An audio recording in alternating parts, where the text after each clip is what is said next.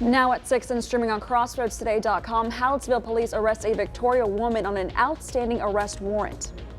The Department of Justice plans to take legal action against Texas for the water barrier, citing inhumane practices. And a 13-year-old girl kidnapped in Texas was found in California. Well, good afternoon, everyone. We're very excited. The forecast is coming through. There you see all the little pop-up showers that are happening in the Gulf. All of that is going to be drifting on shore, so we do have a chance at getting some showers around here over the weekend. We'll talk about that in a minute. And the Victoria Generals and Brazos Valley Bombers battle it out tonight for Game 3 of a 4-game series. And a local Victoria Little League team will be honored. That's coming up in sports. You're watching 25 News now at 6. This is breaking news from 25 News Now. Breaking news tonight, Victoria police still on the hunt for a man witnesses say attempted to assault a Motel 6 employee with a knife until authorities were called and he fled. You're looking live at the Motel 6 at 3716 Houston Highway in Victoria. The suspect, a man wearing a black shirt, jeans, and black cowboy boots. More on this on our website, CrossroadsToday.com. In Hallettsville, police arrested 32-year-old Tessa Lynn Bishop of Victoria. Bishop was arrested on a disturbance call at a grocery store parking lot Thursday. Bishop was found to have an outstanding warrant for her arrest out of Victoria County for a violation of probation. Refugio County Sheriff's Office reports an 18-wheeler had a tire blowout, lost control, and blocked traffic headed north on U.S. Highway 77 at Devil's Run Creek for several hours. Authorities say the 18-wheeler is now cleared. Both lanes of northbound traffic are opened. A massive field fire in Goliad yesterday. 25 News Now reporter Adam Seibel spoke with the fire chief and has more. That's right. Goliad Volunteer Fire Department, along with multiple other agencies, battled a large field fire Thursday in Goliad. This was near Fannin and Wright Street. The fire took over 4 hours to contain, and they had 34 firefighters on scene. It burned 8.5 acres of land, but Goliad Volunteer Fire Department Chief Alonzo Morales says there were no injuries. Yesterday afternoon, about 2:50 p.m., we were on location for about 4.5 hours. We cleared at 7:23 p.m. We had 34 firefighters on location, approximately, and several pieces of apparatus to contain the grass fire. That grass fire started on private property, and the cause of the fire was not determined. But this fire investigation is now closed, and Goliad County remains under a burn ban. Don, Karina, back to you. Adam, thank you. Now we continue with the border coverage. 2 pregnant migrant women say Texas National Guard members denied them water when they were trying to cross the border. They said they were looking to turn themselves into U.S. immigration authorities last week. Carmen, who is 6 months pregnant, says she and her husband tried to cross the Rio Grande. They were met by Guard members who told them to return to Mexico. Carmen says she asked for water several times, but the guards told her they couldn't give it to them. U.S. immigration authorities did process Carmen and her husband. The Justice Department plans on taking legal action against Texas. That's according to a letter it sent to Governor Greg Abbott. The action would be against the floating barriers in the Rio Grande to stop migrants from crossing the border. In the letter, the DOJ says the barriers, quote, violate federal law, raise humanitarian concerns, and present serious risks to public safety and the environment, unquote. But Governor Abbott tweeted Friday that Texas has the sovereign authority to defend the Texas-Mexican border. And here's your viewer poll. Scan that QR code on your screen right now to vote. Here's the question. Do you think the floating barrier in the Rio Grande is inhumane? Yes or no? Let's take a look at the numbers. 35% of the voters say yes, it is humane. 65% of the voters say no, it is not. We thank you for voting, and we want to hear from you. Come to crossroadstoday.com/vote to take part, and we'll have an update on 25 News Now at 10. A 13-year-old girl who was kidnapped in Texas has been found in California and her abductor arrested, all thanks to a note that simply said, "Help me," scribbled on paper in red letters. This sign, held by a 13-year-old girl inside a car in the parking lot of a laundromat, caught the attention of a customer who went back outside and called 911. Officers went to the laundromat and arrested 61-year-old Stephen Robert Sablin of Cleburne. According to a federal indictment, the girl was kidnapped in San Antonio July 6th.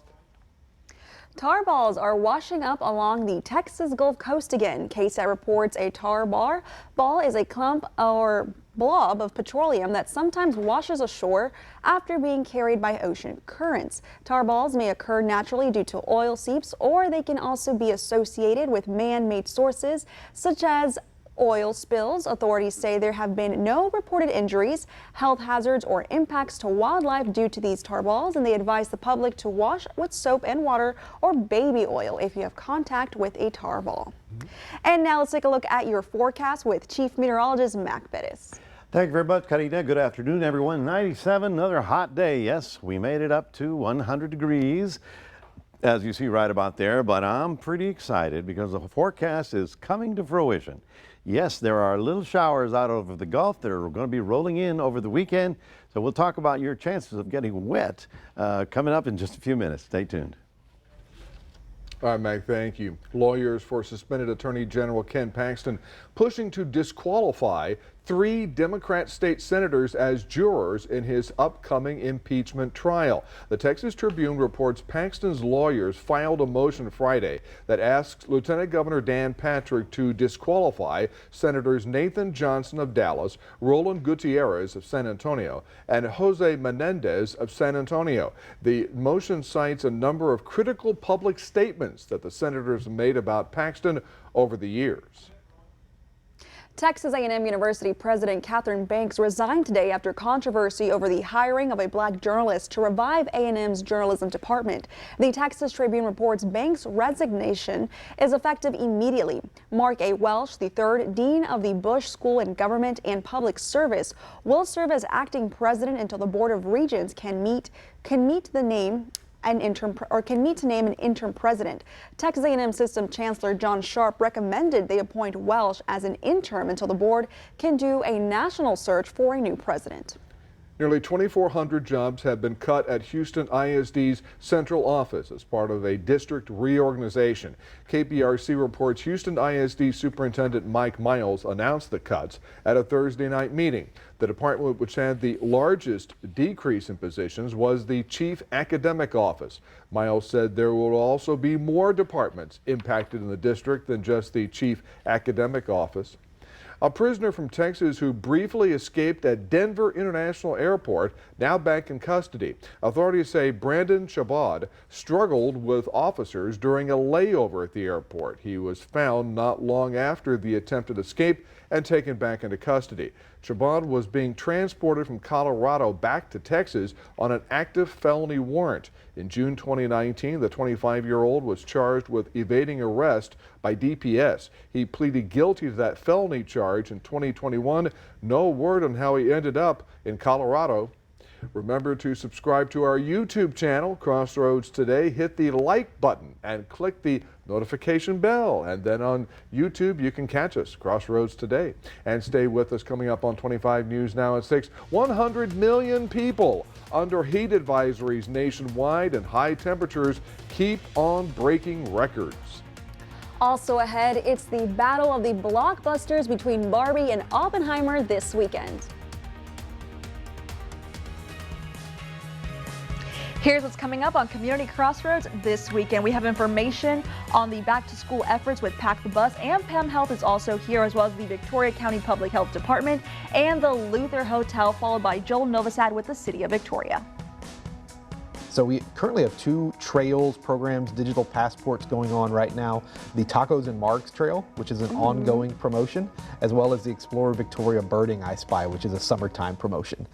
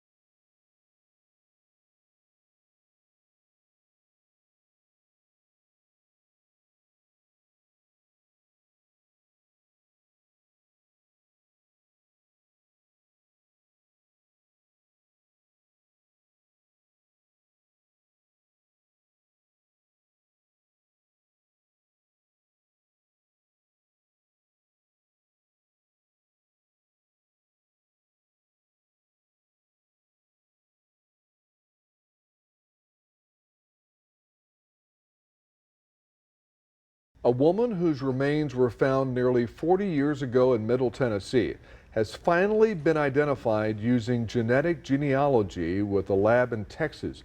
Investigators still working to find out who killed her. Skeletal remains were spotted by a stranded Tennessee motorist in March 1985. Samples of the remains were sent last December to a private DNA lab in Texas for testing. She has been identified now as Michelle LaVon Inman of Nashville. It's believed she was 23 years old when she died. Hurricane force winds derailed a train in north central Oklahoma overnight. This was the scene in Fairmont, which is about 70 miles north of Oklahoma City. Near Enid, multiple rail cars could be seen on their sides as workers cleaned up the mess. Just before the storm came through, an 84-mile-per-hour wind gust was recorded at the nearby Vance Air Force Base, and no one has been reported to be injured. Right now, about 100 million people under heat advisories nationwide. More than 3,000 record high temperatures have already been broken in the past month. Now a new round of severe storms pose a threat to 60 million people across the northeast and southeast parts of the country. And people in a Georgia gym were given a severe shock. That was caught on camera. Extreme temperatures set to shatter dozens of record highs by Saturday. Heat is the leading weather-related killer in the United States and is proving deadly in Phoenix, where nearly 20 people have died. Now, hospitals are seeing a spike in people suffering from heat-related illnesses. This is a significant volume of patients that are coming in with these particular issues, affecting, all portions of their body, complicating other medical problems, and just more and more people seeking medical care, to the point that we are seeing volumes approaching what we did during the last wave of the pandemic. Tens of millions are enduring sizzling temperatures in more than a dozen states Friday, from Florida to California, and the high heat is now expanding northward into Idaho and Oregon.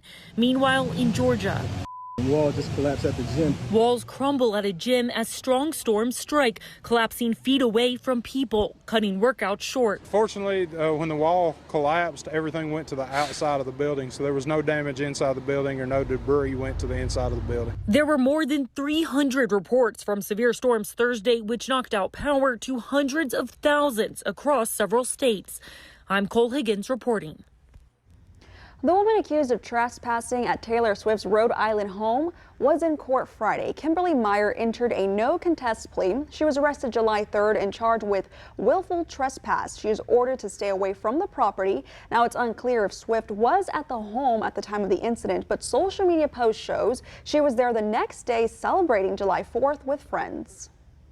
Movie theaters are seeing strong sales for the opening week of both Barbie and Oppenheimer. Now, those two movies will take on one of the surprise hits of all time at a theater, as I say, near you. Still going strong after 2 weeks since The Sound of Freedom came out, Zeus Theater in Waynesboro is expecting another busy weekend with a popular double feature. We've been getting people not only buying tickets for just one or the other, but also buying tickets for both movies. And it's just because it's been so widely talked about that everyone's so excited to see both movies. In recent years, movie theaters have seen ups and downs when it comes to business and sales, largely in part due to the pandemic. Cherishable moment to see everyone come in super excited about movies again, especially after a long time of that not being a big thing. Barbie and Oppenheimer could be the last two big movie drops in the box office for a while, as writers and actors have been on strike for more than 2 months. I think that even with difficulties that arise and come by, I think that's all it will be, is just kind of waves that we go through where, it's tough at first, but once we get through it, we kind of just start to flow. Those seeing the early showings of the two movies Thursday say they are happy with how far filmmaking has come. The diversity. You definitely. Yes, the diversity. The Black president. A full list of showtimes at Zeus Digital Theater can be found on WHSV.com. Working hard for you, Mandy Bartholomew, WHSV. Well, good afternoon, everybody. The weekend is upon us, and I'm very excited. Usually I'm excited, but I'm more excited this week because look at this. We already had a couple of thunder showers roll around the Wharton area. The tropical moisture is in at the Gulf of Mexico, and it'll be rolling ashore. So our chances to get a little shower activity around here I mean, it's not a big deal, but it's as big a deal as we've had in about a month. So we'll be talking about that and your weekend forecast coming up.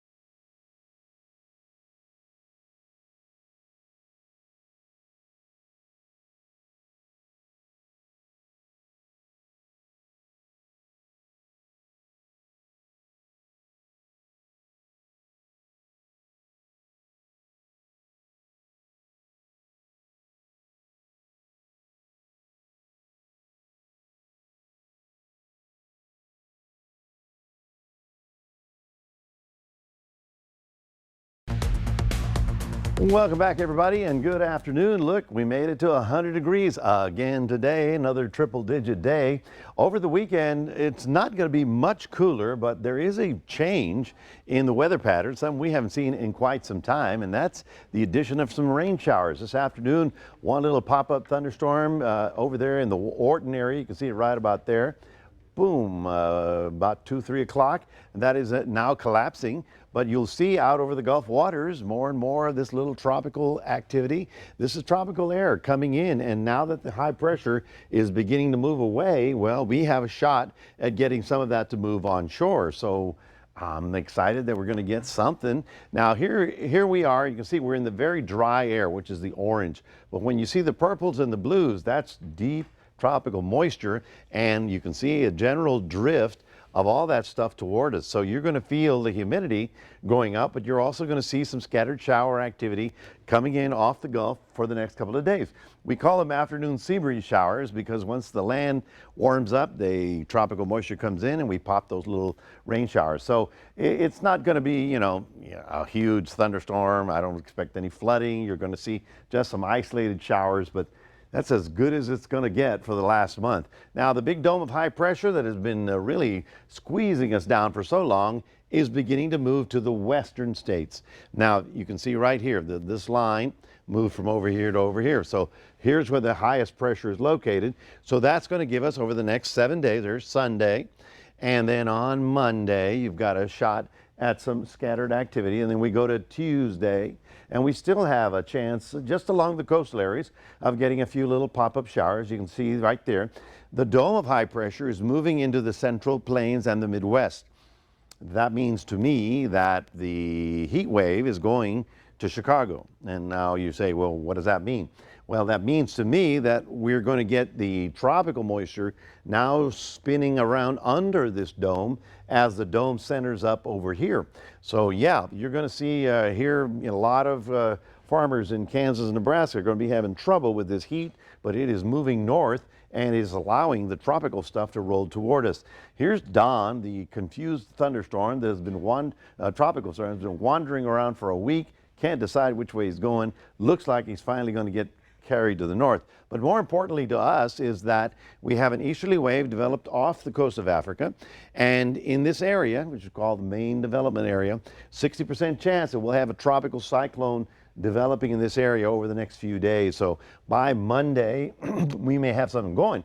The thing is that it's so far south that it is likely to continue right into the Lesser Antilles and maybe even South America.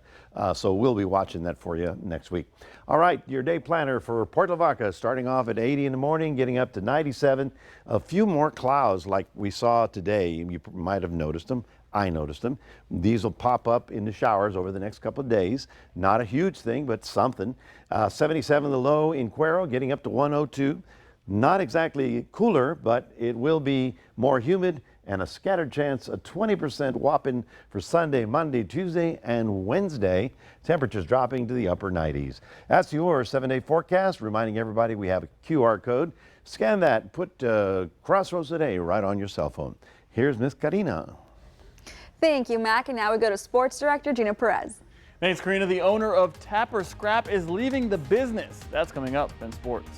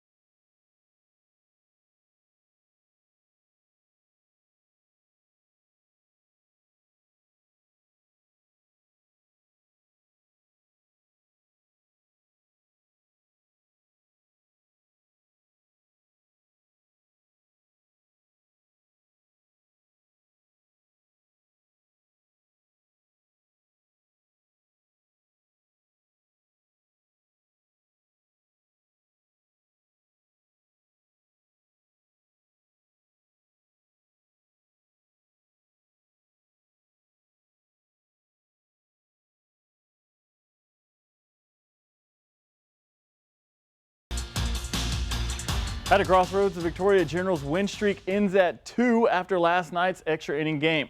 The Generals fell behind early in the second inning when the Bombers hit a home run to take the 1-0 lead. Things were quiet until the top of the 7th inning when an RBI double by Riley Bender ties the game at 1 apiece. The game went into extra innings, then things picked up. Both teams would score a run in the 10th, but it would be the Bombers which would get revenge and win in the bottom of the 11th via walk-off sacrifice fly. Final score 3-2. The two will go at it tonight at Riverside Stadium, and it is a free ticket night. The Victoria Mixed Martial Arts promotion Tapper Scrap is no more, according to a Facebook post last night. Tapper Scrap owner Peter Morales said he wants to thank all the schools and fighters, but this past show, Tapper Scrap 6 on July 14th, is the last show. On a phone call with Morales, he said Tapper Scrap was done in his free time, and now his new business opportunity will take up most of his time. He has to walk away. Now he will be in Saudi Arabia for a month, which could interfere with future promotions. His licenses are still good and said he could make a comeback in the future. Morales has had mixed feelings about the entire decision and finally came to one with the help of prayer. Tapper Scrap 7 was supposed to take place in late October. The United States women's soccer team is less than an hour away from kickoff between Vietnam. Tonight, the Americans look to start off strong against the Asian country and earn a victory. The Stars and Stripes are in Group E with the Netherlands, Portugal, and Vietnam. Teams are competing for the top 2 spots in each group. A win earns 3 points, a loss is 0, and a tie is 1 point. The United States women's team is favored to three-peat and win 3 straight World Cups, followed by Spain, England, Germany, and Australia. The tournament will be held in Australia and New Zealand from July 20th through the August 20th. More big news tonight as Lionel Messi makes his debut with Inter Miami.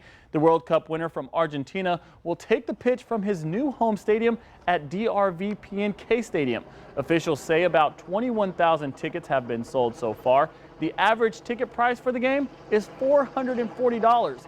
It is unclear how long Messi will be on the field tonight, but every fan in attendance will be anxious to see Messi magic. The former Barcelona star signed a 2.5-year deal worth up to $60 million. Cruz Azul and Inter Miami will play tonight at 7. So if you have two TVs, you can just watch both unfold, or if not, if you're not a soccer fan, you can just watch the Astros. Well, that's your sports. Don and Karina, back to you. Gino, thank you. Just wanted to mention that women's World Cup game will be on our sister station, KBCT Fox 19 at 8 o'clock tonight instead of Fox News at 9. Alrighty, that's right. And we're going to be back in a moment. There is a new calming presence on the University of Wisconsin's campus this summer.